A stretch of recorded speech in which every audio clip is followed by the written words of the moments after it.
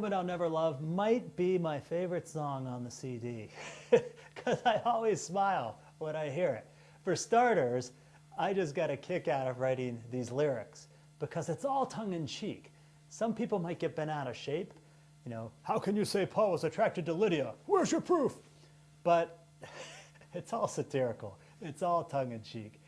And what I really wanted to do was sort of poke fun at all these conspiracy theories, you know, like in the Da Vinci Code, Jesus having sex with Mary Magdalene, having kids, and all these efforts that are trying to undermine the scriptures and the church. So you got to understand, I'm kind of mocking them in this song. And since the lyrics are tongue-in-cheek, I felt that the music should be of similar vein. So I love ragtime music, especially Scott Joplin. And you'll see the influences on there. So many Scott Joplin songs had this sort of classic, you know, ragtime intro. You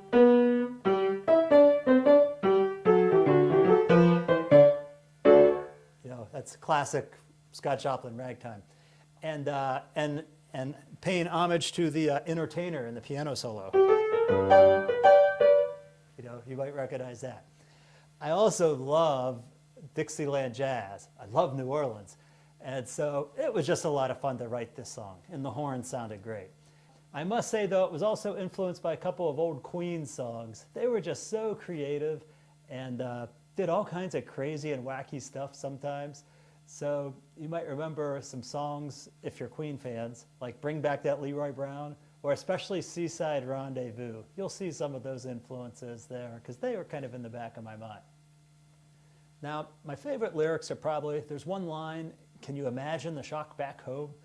And you just got to realize Paul's opponents were just in a tizzy that he would eat or associate with Gentiles in any manner. So, I mean, can you imagine if they learned that Paul married a Gentile?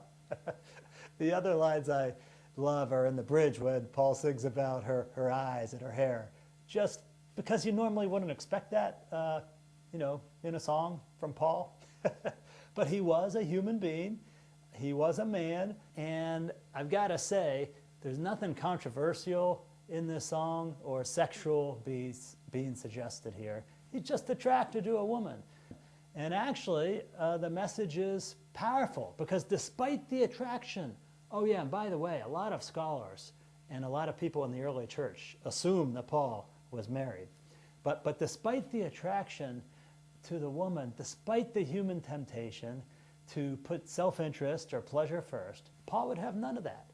Paul was on a mission to serve God and to fulfill his calling, and nothing was going to deter him, not even a beautiful, captivating woman. And that's why Lydia would always remain the woman that he would never love.